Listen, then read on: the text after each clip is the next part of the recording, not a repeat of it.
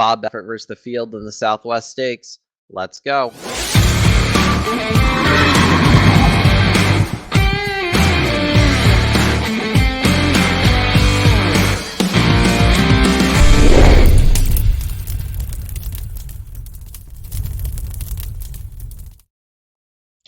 Hey everyone, it's Vinny from Picks by Dynasty here to go over the Southwest Stakes that will be run at Oaklawn Park on January 29th at a mile and a 16th. It is a 10-point Kentucky Derby prep where 10 points will go to the winner, 4 points for second, 2 points for third, and 1 point for fourth, unless for some reason the Bob Baffert horse factors into one of those 4 positions, and in that case the points just disappear. Here, so we'll just jump right into it here. The number 1 is Ben Diesel for Dallas Stewart, and he is one of 7 runners in here who are exiting the Smarty Jones Stakes last time out. And he does get the break from the rail today. He broke from the outside last time, but he got over just fine without any issues.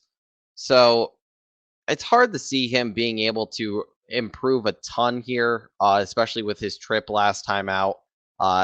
We obviously don't know about the weather yet. I did look. It doesn't look like it should be wet like it was for the Smarty Jones, but you never know.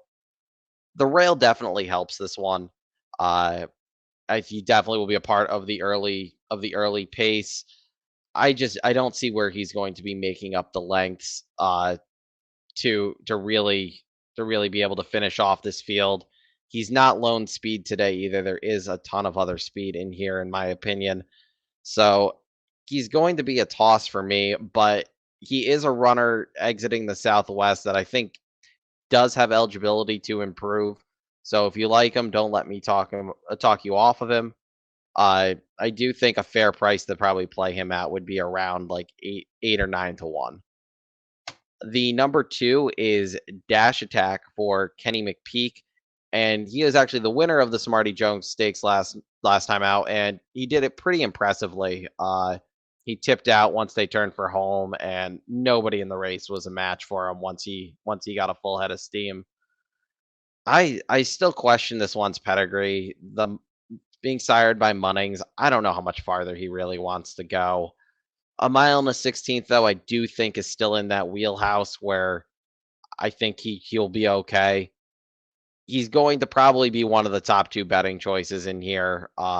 Him and the Bob Baffert trainee. If he improves off that Smarty Jones win, he's definitely the horse to beat in here. That was a very impressive effort, and in my opinion, it is the best effort that any of these horses in this field have run. Even though the buyer speed figures don't support that. But I do think that was a very impressive effort against a larger field. So I think he makes sense. Again, there is pace in here. He's going to get a good trip. It just matters how far he wants to go. I think he's a legit contender in here. The number 3 is Don't Cross the Devil for Phil D'Amato. And he was compromised right from the start in the Smarty Jones. He got pinched. If you go back and watch the replay, about 100 yards out of the gate, he got pinched and shuffled back, and that was really it. I'm expecting him to be a big price in here, but I do think he'll outrun his odds. I don't know if that's going to be good enough to win, but I think this is a horse. He's going to be a big price. He should improve off that effort where he was one of the few horses in that race, in my opinion, that were really compromised. So I think he's going to be a big price. Maybe use underneath on exotics. I know last time I said that the horse ended up winning last week in the Lecomte with Call Me Midnight, but I don't see this one winning. I do think though he'll probably be around 20 to 1. I think he's a good underneath horse. The number 4 Kavad for Christopher Hartman. He's an interesting story. He's only a $3,500 purchase back in September of 2020, and he's already earned more than 250,000 in his career. So very cool story. It would be really cool if a horse like this makes the starting gate in the Kentucky Derby. I just don't see it. He had no excuse, in my opinion, not to win the Smarty Jones. He sat the trip. He took the lead turning for home. and he was just empty. I think this stakes competition is just a little too tough for him. I do think he's going to get a bet based off of him having the lead at the top of the stretch in the Smarty Jones. So I think he's a horse though. I really can't see him running any better than like third or fourth. And personally, I won't be using him on my tickets. I think there's a lot more interesting horses that should be a lot higher prices that make a lot more sense underneath than Kavad. But he would be a really cool story and is one that if I'm going to lose my tickets, he's a horse that I'd be okay losing my tickets to. The number 5 is Costa Terra for Steve Asmussen, and owned by Winchell Thoroughbreds. And the same owner trainer combo just missed in the Lecomte last weekend with Epicenter, who got nosed at the wire. And I really like this one for his pedigree. On paper, though, I don't know if I can actually use this horse. He's a half to pneumatic who ran fourth in the 2020 Belmont Stakes to Tis the Law. But he's one of the few horses in here making his 3-year-old debut today. And the last we saw him, he ran a good fifth in the Breeders' Futurity back in October at Keeneland. But that field has not come back strong at all. Runners are 0 for 12 out of that race. There are a couple seconds to a couple okay horses, but field's 0 for 12 overall. I don't know. I don't think you can really play this one on top unless if he's being bet on the board, maybe somebody knows something we don't. I don't think this is a winner. I think this is one maybe next time out he might need a start, but that 0 for 12 stat with runners coming out of the Breeders' Futurity, I'm gonna avoid runners from that race until somebody wins. That's just me though. He'll be a big price in here. He was a price that day too. I'm expecting this one again to be around probably 15, 20 to 1. So I wouldn't talk you off of them, but I think there's better long shots in here that you can use. The number 6 is Osborne for Ron Moquette. And the last time we saw him, he was second best in the Springboard Mile. And I personally don't want any part of any runners exiting the Springboard Mile. It's just my opinion. It's a very weak race. I know some people love it. Just hasn't produced much in recent years. But he did run very well in that race. In my opinion, he didn't have an excuse not to win. He got beat by a better horse that day. And maybe underneath he makes sense. I think especially if you like Attack or the Bob Baffert training Newgrange, this is a very tough one to come up with to use.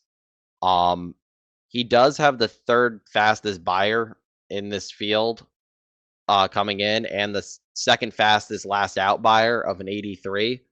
So if you're a buyer speed figure player, he makes a lot of sense. I just worry that buyer from Remington is a little inflated and he's really not that fast. So he's not for me. I might be wrong about this one, but he's also a toss for me. The number 7 is Ignitus for D. Wayne Lucas, and he ran third in the Smarty Jones last time at 31 to 1. And I think he is another long shot that he makes sense underneath here.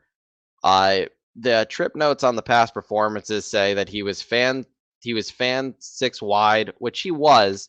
But if you go back and watch the replay, he actually followed Attack all the way around the track and got forced wide because of Attack, and he finished strong. And I know the pace. I think I'll be saying this a lot as we get into some of the other runners. The pace in that Smarty Jones, in my opinion, just collapsed, which I think helped some of these runners coming from the back of the pack. But he followed Attack all the way around and was moving with him actually until he got fanned out wide, and then it took him a couple strides to really get going in the stretch. If he's around 30 to 1 again, which I don't think he will be, I think he'll probably be more in the 20 range. I think he is one that makes a ton of sense underneath. and I will be using underneath in my exactas and trifectas for sure. So I think he's the bit. I think he's a one that's going to be a good price that makes a ton of sense underneath. Is the number 7 Ignitus. The number 8 is Barber Road for John A. Ortiz, and this is one that I am tossing completely. Uh, he finished second in the Smarty Jones, which like. It was an okay second. Again, I think the pace collapsed, and he kind of was one of the besides Dag Attack, he was one of the first ones to really get going from the back. But yeah, a lot of people I feel like are going to play this horse because on the trip notes it says that there was traffic. But if you watch that replay, I don't think this horse was ever blocked. He definitely came from between horses, but he just got outkicked by Dak Attack, and he passed Kavad, who I don't really love here, who was tiring late in that spot, who didn't have an excuse, and he was almost caught for second. He did hold on for second though. Early on in that race, it looked like they wanted him a little closer to the pace, and he didn't get it, which actually ended up helping him late.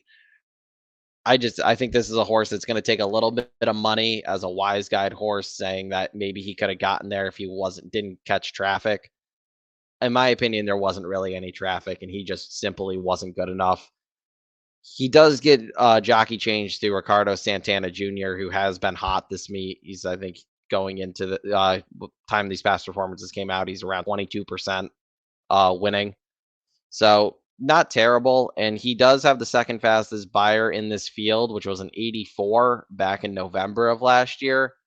But I don't see it. I don't. If he was gonna win, I think it was last time, and he already wasn't good enough against Dak Attack once. I don't see why that changes today, especially with the trip, in my opinion, that he got last time out. The number 9 is Classic Moment for Steve Asmussen. And this is the second runner coming out of the Springboard Mile. And I was a big fan of this one going into the Springboard Mile. He was actually my pick in the Springboard Mile, and boy, was he bad. He ran fourth by over 8 lengths. He wasn't good. He's been working good, but again, this is one that's a toss for me that I think he'll take a little bit of money here in this spot, so could add value to your tickets by tossing him. Uh, his I like his pedigree, but his big win was over Cyberknife, who I didn't like last week in the Lecomte and did not run well. So I'm kind of taking races that using Cyberknife as a scale of how good some of these horses really are, and I don't think he's that good yet. He's coming in off a bullet work, and his pedigree makes sense. He's one that he's gonna have to beat me first, especially coming from the Springboard Mile. Um, if I lose to him, I lose to him. But I won't talk you off him because again, he should be a price. The number 10 is Newgrange for Bob Baffert, who again won't get any Derby points if he wins this spot, just like when he won the Grade 3 Sham. But those points won't go anywhere else, so they're just kind of dead points. And he looks tough here, but he doesn't look unbeatable. He had everything his way in the Sham. He set a very slow pace in which his stablemate just let him go out to the lead. He wasn't pressed at all. He ran a 24 opening quarter. He won't be able to do that here. So we'll see how fast he really is. He did run some pretty quick fractions in his debut, so he definitely has speed. I don't know if he's really going to contest the lead though, especially with the Ben Diesel breaking from the rail, who just seems like a speedball. So I do think he's going to try to stalk a little bit more than we saw in the Sham. But the key here is that Johnny's coming in the ride for Baffert. And if you look at the rest of the card, I'm fairly certain I might have overlooked one. I think this is Bob's only horse on the day. I don't think Bob's sending this one to lose here. There's a couple other spots he could have run him in. He could have kept him home and run him in the Robert B. Lewis next week that I'll be covering. But Bob ships him in here, and Johnny comes in. I don't. I see why you'd bet against him, but if you look at the horse and just ignore the fact that he's a Bob Baffert trainee, he looks really good on paper. The pedigree's there, the numbers are there. He looks very professional on the track, and he's been working lights out. He's had a couple work since the Sham, and they've been very impressive. He's ultimately going to be my top pick in here. I hate to pick Bob Baffert, I really do, but this horse just looks very good right now, and he looks professional. So I think he's going to be very tough to beat in here. I won't be shocked if he gets beat, but I am expecting a big run from him. The number 11 is Call Me Jamal for Michael Puchik. Sorry if I butchered that. He's the only one of these 12 starters coming from a maiden race, and the only one of the 12 starters that has no stakes experience. Uh, but he does have a win at this distance at Oaklawn Park, which is something that nobody else in this field's done. So it is a positive for him. He's also a speed horse, and I think he will be trying the gun right to the lead from the 11 post, which is a tough post to get the lead, especially when you have inside speed. Watching a couple of his replays, he looks like he really does struggle to pass horses late, but he does seem like he's got a little fight in him. I'm not super sold on him. He won't be on my tickets because I think there's other speed that can get the distance and will put him away. But I think he's one that he could make things interesting, especially if he goes out and he quickens the pace and all of a sudden it opens it up for everybody trying to come from the back. So I think he's a very integral player here. I don't think he's a win contender though. I'm tossing him. The number 12 is Vivar for Brad Cox, and he's exiting the Smarty Jones as well. He finished well, and I don't really know what's here. He's on one hand, he came up like he ran very well late. He looks like he's a closer, but his only win is in a race that got taken off the turf against turf horses. So I don't know if the connections just are really keen on seeing if they really have a dirt horse here, or yeah, or if this horse really does want dirt.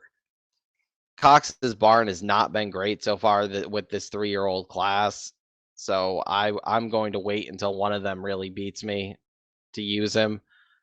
I understand why people like him, and I think he will get some play, especially with how he finished the Smarty Jones.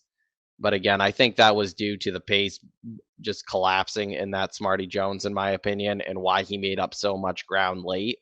I didn't think he did anything particularly fantastic there besides pass some tired horses.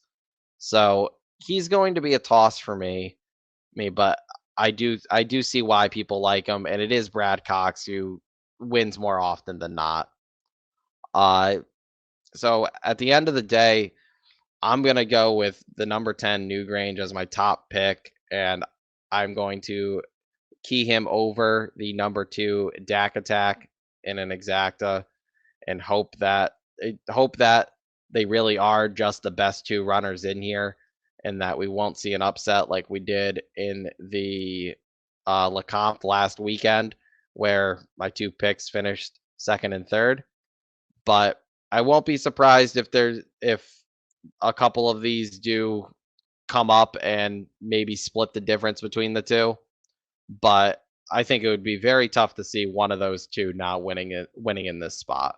Thanks for tuning in, guys. I will be back later this week with the preview of the San Vicente from Santa Anita. It is not a Kentucky Derby prep, but it has been a key race on the Kentucky Derby Trail the last few years. I did produce Nyquist when Nyquist won the Kentucky Derby, so we will be covering that.